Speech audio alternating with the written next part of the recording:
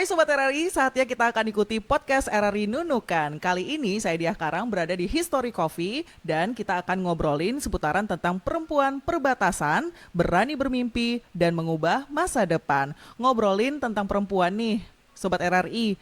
Perempuan perbatasan memang seringkali ya menghadapi tantangan yang lebih besar daripada perempuan di daerah lain, seperti akses terbatas ke pendidikan, kemudian kesehatan, dan juga kesempatan ekonomi. Namun, dengan keberanian dan ketabahan, mereka juga dapat mengatasi ketantangan-tantangan tersebut dan juga mencapai impian mereka.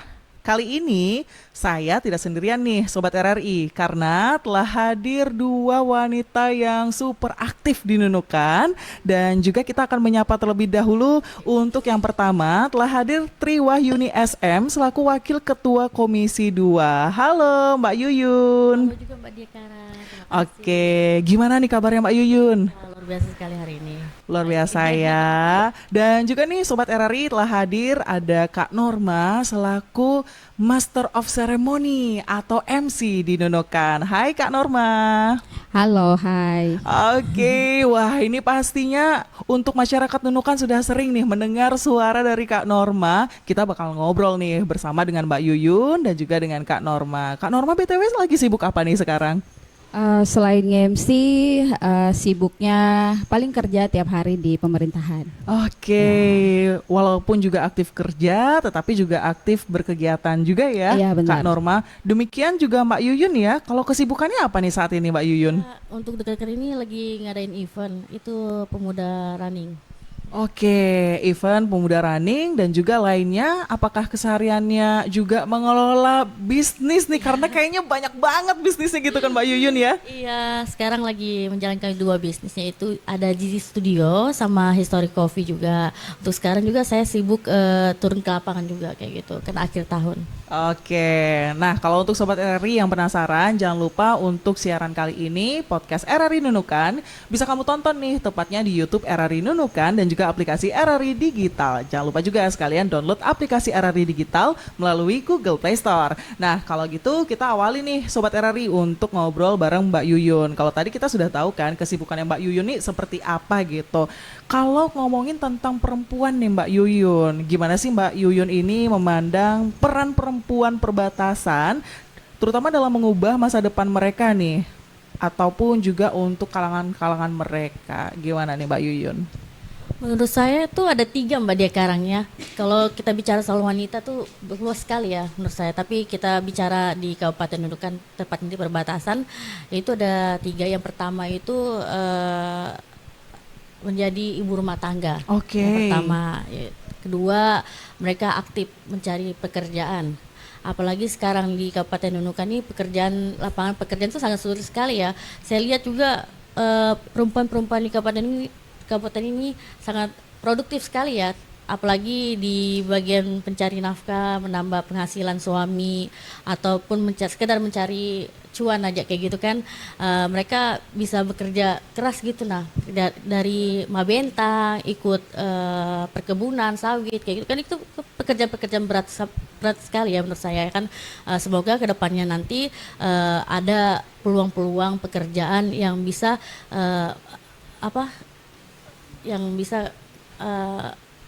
Didapatkan ya.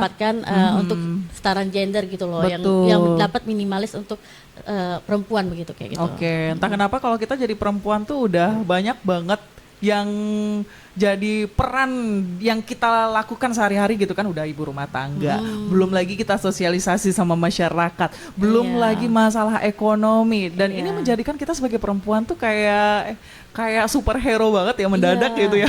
apalagi adat istiadat di Kabupaten Nunukan ini kan mereka selalu ikut berpartisipasi perempuan-perempuan di Kabupaten Nunukan ini. Masih kental gitu Mbak Masih kental Yuyun ya. banget, iya. Oke, kalau tadi nih Sobat RRI pandangan dari Mbak Yuyun, kalau Kak Norma sendiri nih melihat peran perempuan terutama di perbatasan gitu ya Kak Norma, kalau mereka itu untuk mengubah masa depan dan juga kalangan mereka itu seperti apa Kak Norma melihatnya gitu? Oke, kalau menurut saya peran perempuan di perbatasan itu sangat penting sekali ya Mbak Dia. Kenapa? Karena perempuan itu bisa menjadi dua peran untuk dirinya sendiri. Selain jadi ibu rumah tangga, mereka juga bisa berkontribusi untuk ekonomi keluarga mereka ya. Karena perempuan-perempuan perbatasan itu selain bisa menyampaikan atau memberikan sesuatu untuk keluarga mereka atau komunitas mereka yang ada di sekitar mereka. Tentunya juga perempuan-perempuan yang ada di Nunukan ini bisa menjadi leader juga. Kesetaraan gender itu sekarang sudah bisa dikatakan bahwa perempuan juga bisa menjadi pemimpin ya. Jadi tidak hanya laki-laki tapi juga perempuan bisa memimpin gitu. Karena dengan mencari pekerjaan, dengan menghasilkan ekonomi bagi keluarganya tambahan gitu ya. Apalagi mohon maaf mungkin yang punya keterbatasan ekonomi yang mengharuskan bahwa perempuan juga harus turun untuk bisa ikut serta. Apalagi kalau misalnya sekarang tuh perempuan-perempuan perbatasan tuh di daerahnya masing-masing kan seperti Mbak Yuyun bilang tadi ada adat istiadat segala macam, komunitas juga ya. Biasa perempuan-perempuan juga terlibat di situ bagaimana mereka bisa melibatkan diri mereka sebagai perempuan perbatasan yang tidak kalah dengan laki-laki yang Nah, itulah sekarang ya gitu. hebatnya perempuan ya, sobat RRI gitu kan. Dan tentu kalau kita ngobrolin tentang peran perempuan sendiri, kalau dari Mbak Yuyun kembali ya, kita berbincang, kira-kira ada nggak sih yang Mbak Yuyun lihat terkait tantangan seperti itu kan yang biasa dihadapi oleh perempuan di perbatasan? Kalau misalkan mereka ada suatu impian gitu, biasanya tantangan apa aja sih yang paling kentara gitu di perbatasan ini? Ya tentunya kita bisa lihat juga ya di Kabupaten Nunukan sendiri ini tingkat pendidikannya ya kita bisa lihat sangat minim sekali. Semoga kedepannya pemerintah dapat kalau ini Ikut membantu ya, ikut peran membantu juga ya begitu kan? membantu terkait pendidikan yang ada di perempuan-perempuan di Kabupaten Nunukan ini. Dan juga saya melihat banyak tantangan-tantangan seperti akses untuk mendapatkan sebuah impian pencapaian impian mereka. Semoga nanti ada dibukakan konseling kayak gitu atau membukakan ruang terbuka untuk perempuan-perempuan mendapatkan aktif dalam Iya. Dalam mencari ilmu, kemudian Iya, juga kayak gitu. pelatihan seperti Pelatihan itu seperti ya. itu. Oke, Mbak Yuyun, ini kan kalau saya pantau dari media sosial, Mbak Yuyun juga beberapa kali begitu kan keluar kota Nunukan seperti itu kan ya. Tentu juga kita penasaran nih, kalau teman-teman kita, terutama yang di perempuan itu, apakah Mbak Yuyun juga sempat melihat situasi seperti ada masyarakat, terutama perempuan yang sebetulnya ingin nih untuk mendapatkan pendidikan atau ilmu seperti itu, namun ada hambatan dan lain sebagainya. Sempat nggak sih Mbak Yuyun ketika sedang bertugas mungkin keluar begitu Mbak Yuyun? Ya banyak Mbak, karena apalagi yang kembali lagi ke adat istiadat ya, apalagi di dapil saya sendiri itu banyak sekali anak-anak di bawah usia dini itu mereka sudah dinikahkan sama orang tuanya karena memang tingkat ekonomi yang di dapil saya itu sangat rendah sekali kayak gitu. Nah, ngomong-ngomong ini dapilnya di wilayah mana nih? Saya kebetulan di dapil 4. Di dapil 4. Ya, di Kabudaya. Oke, baik. Dan itu artinya ternyata masih ada untuk masyarakat kita yang dari usia dini dinikahkan seperti itu, baik itu tuntutan ekonomi dan juga budaya adat mereka seperti itu ya. Ya mungkin karena sulit mendapatkan jangkauan pendidikan. Oke, di wilayahnya masing-masing seperti itu ya. Dan tentu juga memang kita harapkan dari sini sekarang memang pendidikan itu juga bisa diakses, itu kan dari internet juga bisa seperti itu ya. Tentu harapannya kita untuk teman-teman yang belum mendapatkan fasilitas pendidikan itu bisa dimudahkan minimal dari kayaknya internet dan juga siaran RRI kali ya. Juga bisa didengar gitu. Ya di dapil saya itu internet nggak ada. Oh, di internetnya ya ada kurang. hanya di tempat tertentu aja kayak gitu. Oke. Makanya mungkin kesempatan untuk mendapatkan pendidikan sangat minim sekali di sana. Apalagi terkait akses jalan ya. Karena kan mereka mau sekolah pun jauh, jarak sekolahnya jauh kayak gitu. Jadi ini tantangannya ya Tantangan yang sekali. biasa ada begitu. Oke, nah kalau tadi kita sudah tanya nih Sobat RRI seputaran tentang tantangan yang biasa Mbak Yuyun perhatikan dan juga lihat seperti itu ya. Kita kembali lagi nih ke Kak Norma nih Sobat RRI. Sebagai seorang kalau bisa dibilang public figure juga, karena memang sekali nge-MC pasti mata semua tertuju dengan Kak Norma seperti itu kan ya. Ada nggak sih Kak Norma inspirasinya, terutama dalam menjadi sosok yang pede, berani, begitu kan ya. Dan juga bagaimana sih Kak Norma itu memotivasi diri sendiri dan juga untuk di-share ke teman-teman perempuan yang ada di perbatasan ini Kak Norma? Oke, intinya tuh yang awalnya harus kita bangun adalah kepercayaan diri. Bagaimana kita percaya bahwa apa yang akan kita sampaikan ke masyarakat itu pesannya sampai, apa yang kita bawakan tuh sampai gitu. Jadi harus dimulai dari diri kita. Dan kalau menurut saya sih inspirasi untuk semua masyarakat jangan takut untuk memulai berbicara di depan umum karena ada hal-hal mungkin yang banyak yang ingin kita sampaikan tapi karena tergendala misalnya public speaking atau komunikasi dengan baik akhirnya hal tersebut tidak tersampaikan. Jadi mungkin yang pertama percaya diri, terus berani ya, berani dan awalnya pede dulu lah apa yang akan disampaikan, yang penting hasilnya nanti belakangan aja gitu, tapi apa yang kita sampaikan diterima gitu, mungkin seperti itu. Tapi pernah pengalaman gak sih, karena kan ini lagi-lagi adalah percaya diri dulu nih yang dibangun begitu kan ya. Pernah gak sih seorang Kak Norma ini ngerasa grogi gitu Kak Norma? Kalau grogi itu kalau kita naik ke panggung untuk sebelum memulai acara mungkin bukan hanya sekelas saya aja, sekelas yang nasional aja mungkin punya perasaan grogi ketika baru akan memulai. Tapi setelah itu kita menganggap bahwa otak dan juga apa yang kita lihat pada hari ini itu adalah tergantung dari kita. Jadi keberhasilan yang kita lihat hari ini berarti sebagian adalah keberhasilan dari yang membawakan acara gitu. Kalau masalah grogi atau tidaknya itu adalah tanggung jawab kembali ke diri kita bahwa kita harus percaya diri apa yang kita sampaikan sampai ke orang lain. Wah, ini sama-sama menyemangati kita ya Mbak Yuyun. Belajar juga nih dari Mbak Norma. Belajar juga. Ayo, ini Sobat RRI yang ngerasa masih kurang percaya diri, cus buruan dikumpulkan merasa percaya dirinya gitu kan. Oke. Kita kembali lagi nih Sobat RRI ke Mbak Yuyun. Mbak Yuyun ini kan kalau tadi sudah di-spill, Mbak Yuyun juga merupakan seorang pengusaha muda begitu kan di daerah Nunukan. Karena ada beberapa bisnis yang dijalankan dan juga kegiatan-kegiatan sebagai anggota dewan. Seperti itu kan selain juga membuat event gitu di Nunukan. Itu gimana cara bagi waktunya nih Mbak Yuyun? Kan seorang ibu rumah tangga juga gitu kan.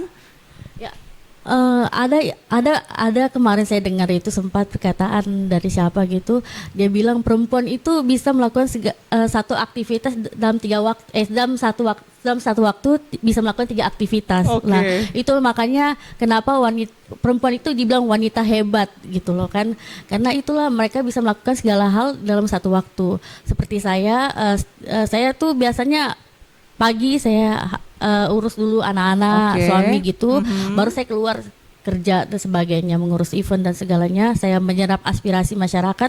Nanti sore saya kembali lagi ke rumah karena memang kita perempuan kalau sudah menikah ya kembali pulang ke rumah pada sore hari kayak gitu. Oke, itu artinya aktivitas seperti itu dilakukan berulang dan itu justru membuat Mbak Yuyun seperti sekarang begitu kan ya, luar biasa. Ini kalau tadi sudah disampaikan ternyata banyak juga masyarakat yang menyampaikan aspirasinya masih ke Mbak Yuyun ya begitu ya. Banyak sekali keluh kesahnya masyarakat yang di Kabupaten Nunukan ini. Iya. Oke, itu rata-rata biasanya masyarakat langsung bertemu secara face to face atau biasanya menyampaikan ke media sosial atau gimana tuh Mbak Yuyun? Ya karena saya aktif di media sosial juga, kadang mereka menyampaikan saya lewat DM atau Messenger, Facebook. Utama kan di Kabupaten Nunukan ini rata-rata main Facebook ya. Betul. Jadi makanya saya sering baca pesan-pesan yang ada di Facebook saya. Paling saya tampung dulu. Karena saya nggak sempat balas, saya baca aja gitu. Nah, tapi saya tampung. Mungkin nanti kalau ada bisa saya sampaikan kepada pemerintah ya saya sampaikan kayak gitu. Oke, tentu kita sebagai masyarakat begitu ya, Sobat RRI juga sangat senang dan juga tentu berterima kasih begitu karena memang masih ada sosok begitu dari anggota dewan dan juga sosok dari Nunukan yang tentu masih menerima aspirasi masyarakat, sehingga dari adanya media sosial ini walaupun jarak jauh tetapi tetap situasi dan kondisi di masing-masing daerah itu nyampe begitu ya. Oke, nah kalau tadi udah diinformasikan nih Sobat RRI dengan Mbak Yuyun, kesehariannya memang ada jadwal yang diatur secara pakem begitu ya. Tentu utamanya adalah keluarga, karena dari pagi sudah bersama keluarga, kemudian sore hari juga sudah bersama keluarga. Dan kita kembali lagi ke Kak Norma. Kalau tadi Mbak Yuyun kan aku udah tanya ya tentang tantangannya untuk perempuan seperti itu kan ya. Kalau Kak Norma nih melihat dari teman-teman Kak Norma sendiri seperti itu kan, karena memang sekarang kayaknya udah banyak banget perempuan yang aktif itu baik kegiatan juga yang aktif untuk mencari ilmu pendidikan, kemudian juga aktif di media sosial juga. Kalau kita ngomongin yang paling ujungnya Kalimantan alias Kalimantan Utara, itu Kak Norma melihatnya seperti apa sih tantangan yang ada di sini? Oke, kalau pribadi saya melihat untuk tantangan perempuan perbatasan kalau ingin mungkin berkarya atau bermotivasi gitu kan. Mungkin yang pertama itu tantangannya mungkin akses ya, sekali lagi akses lokasi mungkin yang di pedalaman mungkin belum bisa beraktivitas seperti kita di sini gitu kan. Tapi tetap nih pemerintah tetap memperhatikan gitu kan. Terus untuk perempuan-perempuan yang ada di pedesaan mungkin ya atau di kecamatan-kecamatan yang belum tersentuh akses internet seperti Mbak Yuyun bilang ya, mungkin itu salah satu kendalanya juga, tantangan juga buat mereka, karena kalau tidak ada akses internet seperti saat ini itu susah sekali untuk bisa mempromosikan mungkin mereka punya keterampilan gitu ya, mungkin dari usaha-usaha UKM gitu kan, karena kan kalau tidak dibantu oleh media sosial untuk sekarang kan agak susah ya Mbak Dia ya. Terus juga pendidikan juga bisa ya, karena keterbatasan pendidikan itu juga pasti akan bisa membuat wanita agak susah untuk mendapatkan ekonomi lebih juga, mungkin itu tantangannya. Terus komunikasi juga. Nah, bagaimana mereka menyampaikan isu-isu yang ada sekarang ya, bagaimana mereka menghadapi orang banyak, berbicara depan orang banyak, mungkin itu salah satu tantangannya juga. Oke. Nah ini Mbak Yuyun banyak juga yang dibilang tantangan yang Kak Norma perhatikan begitu ya di wilayah perbatasan seperti itu kan, karena Mbak Yuyun kan juga memang setiap harinya bertemu dengan masyarakat seperti itu kan, melihat apa saja masukan ataupun juga pendapat dari masyarakat. Seperti apa sih akhirnya Mbak Yuyun ini mencoba untuk memotivasi masyarakat seperti itu kan, ataupun juga menggerakkan hatinya teman-teman kita lah, terutama yang perempuan juga seperti itu, agar lebih semangat lagi begitu di perbatasan. Ada tidak hal yang Mbak Yuyun berikan untuk motivasi? Mungkin selama saya jadi anggota DPR saya belum masuk ke komisi itu tersebut, tapi mungkin nanti ke depannya saya ngobrolin lah sama teman-teman di bidangnya komisi 1 itu nanti bagaimana. Jadi kan kalau saya perhatikan juga Mbak Yuyun juga sering kan bersama teman-teman yang muda-muda juga begitu kan. Nah itu gimana tuh biasanya kalau Mbak Yuyun ketika berkumpul begitu kan, obrolannya itu apakah memang membuat suatu gebrakan terus nih gitu? Kalau saya sih, saya memotivasi teman-teman biar keluar dari zona nyamannya dulu nih. Nah, iya, cocok keluar tuh. dulu dari zona nyamannya, karena bagaimanapun wanita tuh harus aktif, proaktif ya kan. Karena kalau kita tidak keluar dari zona nyaman kita, mau kapan lagi mulai kayak gitu. Sebenarnya mulai dulu deh kayak gitu kan. Asik, mulai dulu deh.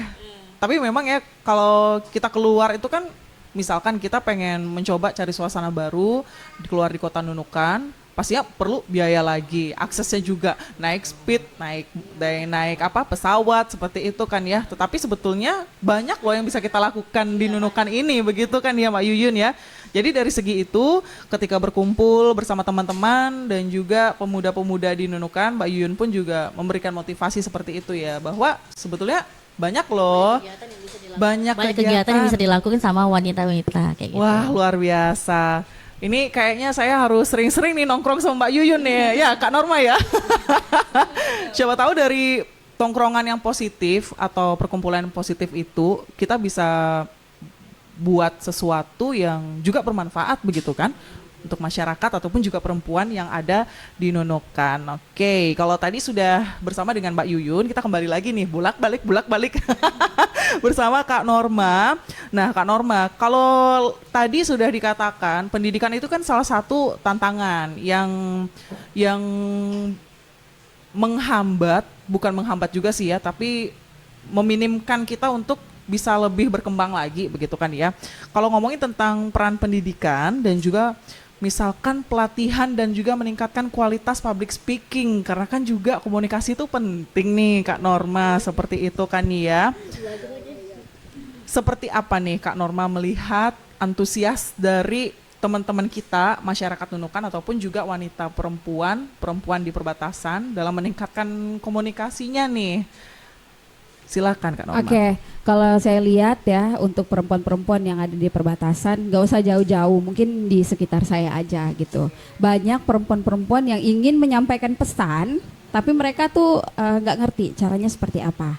Nah mungkin ya dengan memiliki keterampilan, mungkin ya, apalagi public speaking, bagaimana kembali lagi bahwa hal pertama yang harus kita punya adalah percaya diri. Percaya diri, kalau kita udah punya percaya diri berarti kita bisa menyampaikan apa yang akan kita sampaikan ke orang di sekitar kita gitu. Karena kalau saya di sekitar saya itu biasanya kalau ada forum atau perkumpulan sebenarnya banyak yang bisa bicara, tapi mungkin kurang pede gitu ya. Jadi mungkin untuk perempuan-perempuan di luar sana yang ingin bisa atau mampu untuk berpublic speaking ya, untuk menyampaikan sesuatu, mungkin yang pertama selain percaya diri, berani gitu kan, berani untuk menyampaikan apa yang ada saat ini gitu, isu-isu apa gitu, atau apa yang ingin disampaikan saja gitu. Pokoknya berani aja lah dulu ya. Iya, pokoknya berani dulu, percaya diri. Oke. Hasilnya belakangan. Hasilnya belakangan, bener ya. Karena kan dari situ pastinya nanti bakal ada yang mengkoreksi, entah itu diri sendiri ataupun juga orang lain begitu ya. Benar sekali, karena kan kita kalau berkomunikasi kan nggak sendiri gitu. Ada lawan bicaranya. Betul, gitu. betul. Oke, Kak Norma dari kapan sih udah belajar bicara di depan umum gitu? Kalau aku sih mulai belajar itu 2007. 2007 Lama banget. ya. 2007 aku sekolah kelas 3. Itu tiga SMA. Oh, oke, Ya, tiga SMA ya. itu ngikut lomba-lomba DJ school gitu untuk jadi penyiar. Awalnya jadi penyiar dulu. Asik, Ya. jadi penyiar dulu ya. Penyiar dulu, setelah itu belajar nge-MC di 2008. Terus sampai sekarang MC-nya kalau siarannya udah sampai 2013 aja. Wah. Ya, gitu. Lanjut di sini. Lanjut. Lanjut di podcast ini ya, kita siaran bareng.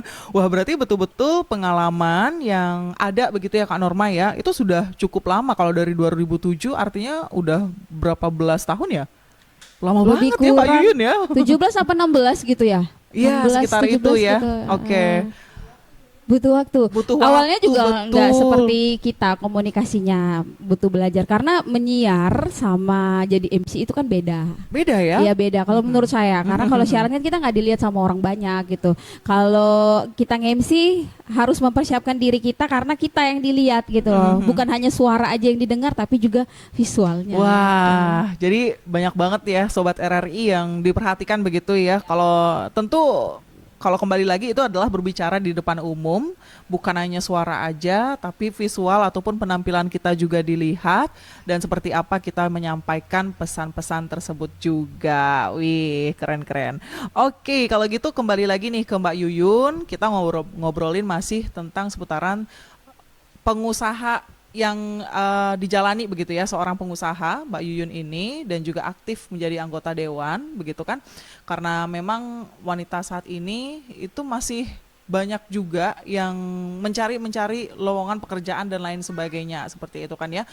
Nah, kalau Mbak Yuyun sempat nggak sih melihat dari lingkungan Mbak Yuyun juga itu seperti apa perempuan-perempuan di perbatasan ini mencari pelatihan begitu kan, pelatihan untuk meningkatkan skillnya begitu kan? Apakah juga Mbak Yuyun sempat mendukung dari mungkin pelatihan public speaking? Apakah pernah dilaksanakan juga dalam mendukung kegiatan kegiatan ataupun juga mendongkrak lah ya teman-teman kita masyarakat Nunukan untuk menjadi lebih bagus lagi dan menambah kemampuan.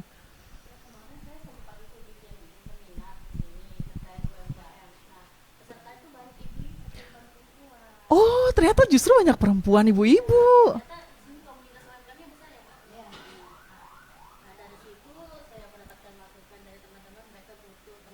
Mm-mm. Oke. Mhm. Oke, justru ternyata banyak banget ibu-ibu yang pengen dapetin ilmu tentang bagaimana berbicara dan juga menjual produk-produk mereka begitu ya. Nah itu ketika pelaksanaan seperti apa Mbak Yuyun melihat respon mereka, antusias mereka, seneng gak sih?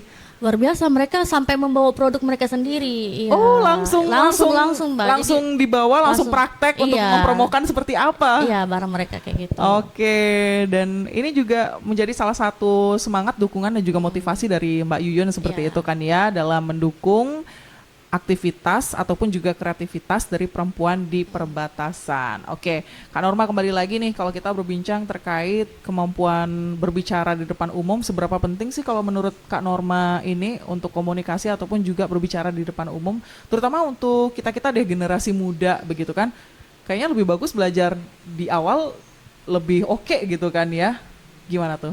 Oke, kalau untuk belajar berbicara di depan umum, kalau menurut saya sekarang tuh sudah banyak ya pelatihan-pelatihan yang dibuat ya. Kemarin di Nunukan juga kayaknya sempat ada juga, selain Bu Yuyun bikin untuk UMKM, seminarnya untuk mempromosikan, itu sebagian dari public speaking juga kan, selain menjual produk-produk mereka.